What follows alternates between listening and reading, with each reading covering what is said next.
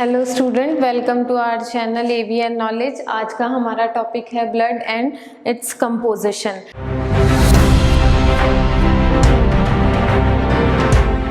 Blood क्या है, blood के बारे में यहाँ आपको इन्फॉर्मेशन दी जाएगी। इसके अलावा इसके ब्लड जो है वो बना किससे होता है, इसके कंपोजिशंस क्या क्या हैं वो यहाँ आपको बताए जाएंगे। Blood most commonly use body fluid है जो कि हायर ऑर्गेनिज्म में पाया जाता है।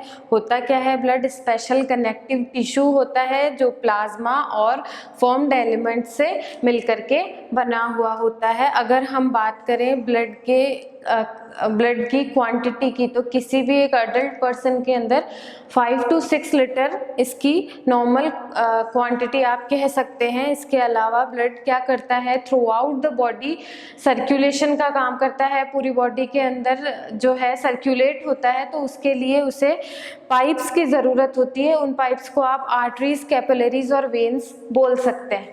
वस्कुलर सिस्टम की बात करते हैं या सर्कुलेशन सिस्टम की बात करते हैं, तो लिविंग ऑर्गेनिज्म के अंदर दो तरीके के वस्कुलर सिस्टम या सर्कुलेशन सिस्टम हो सकते हैं। एक होता है ओपन सर्कुलेटरी सिस्टम या ओपन वस्कुलर सिस्टम, और दूसरा होता है क्लोज टाइप का वस्कुलर सिस्टम। अगर ओपन की बात करते हैं तो ओपन जो है लोअर ऑर्गेनिजम्स के अंदर या इंसेक्ट्स के अंदर या क्रस्टेशियंस जो होते हैं उनके अंदर इस तरीके का वस्कुलर सिस्टम पाया जाता है, जिसमें ब्लड जो है वो सीधा जाकर के टिश्यूज तक पहुंच जाता है। उनके लिए किसी भी पाइप, किसी भी आर्टरीज, किसी भी वेन्स या किसी भी कैपिलरीज की आवश्यकता नहीं होती है। ब्लड सीधा टिश्यूज के कांटेक्ट में आ जाता है। अगर हम बात करें क्लोज टाइप के वस्कुलर सिस्टम की, तो क्लोज टाइप के वस्कुलर सिस्टम के अंदर यूजुअली हायर एनिमल्स के अंदर ब्लड जो है वो आर्टरीज, कैपिलरीज और वेन्स में बहता है, जिससे वो टिश्यू के डायरेक्ट कांटेक्ट में नहीं आता है। आर्टरीज, कैपिलरीज और वेन के माध्यम से वो टिश्यू में पहुंचाया जाता है। अगर हम नेक्स्ट बात करें ब्लड क्या काम आता है, किस किस चीज़ के लिए बॉडी में रिस्पॉन्सिबल होता है, तो सबसे पहले हमें बताया गया है कि ऑक्सीजन के डिस्ट्रीब्यूशन के लिए ज़रूरी है।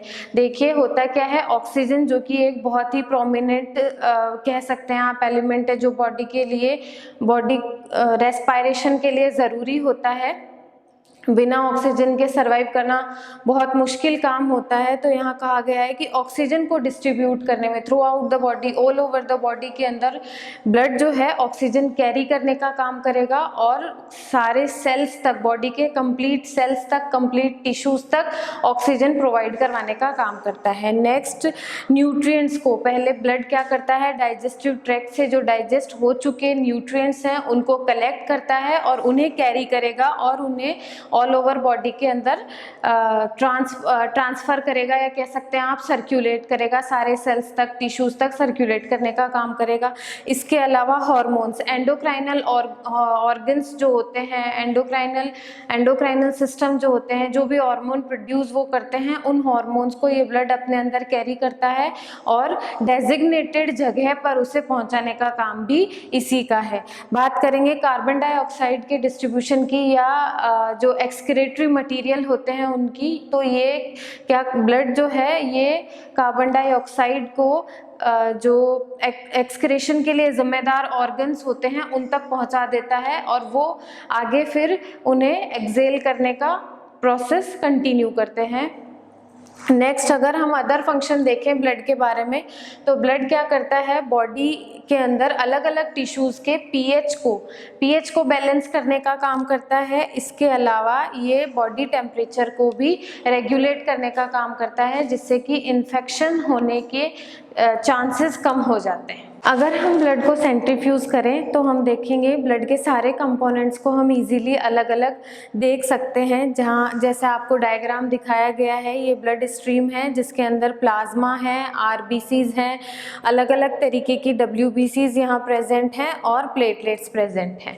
अगर हम बात करें कंपोनेंट्स के बारे में, तो ब्लड जो है वो दो तरीके के कंपोनेंट से मिलकर के बना होता है। एक होता है फ्लूइड मैट्रिक्स प्लाज्मा और दूसरे होते हैं फॉर्म्ड एलिमेंट्स। तो प्लाज्मा के अलावा फॉर्म्ड एलिमेंट्स कौन कौन से हैं देखिएगा, आरबीसीज जिन्हें हम रेड ब्लड सेल्स बोलते हैं, डब्ल्यूबीसीज जिन्हें हम वाइट ब्लड सेल्स बोलते हैं, और प्लेटलेट। सबसे पहले हम टॉपिक लेंगे प्लाज्मा का। प्लाज्मा क्या है? एक नॉन लिविंग फ्लूइड मैट्रिक्स है जिसने क्या किया हुआ है, ब्लड स्ट्रीम को लिक्विड कंटेंट दिया हुआ है, कह सकते हैं लिक्विड स्वरूप जो है ब्लड का वो किसके कारण है? वो प्लाज्मा के कारण है। नेक्स्ट, स्टिकी होता है, चिपचिपा होता है और मोस्ट ऑफ वाटर का बना होता है। इसका मेन ज़्यादातर ये मोस्टली वाटर का बना होता है। वाटर के अलावा इसमें आयरन, गैस, प्रोटीन और हार्मोन्स भी प्रेजेंट होते हैं। इसके अलावा जो प्लाज्मा जो है, मोस्ट एबेंडेंटली प्लाज्मा के अंदर एल्ब्यूमिन नाम का प्रोटीन पाया जाता है जो कि प्लाज्मा के ऑस्मोटिक प्रेशर को बैलेंस करके चलने का काम करता है।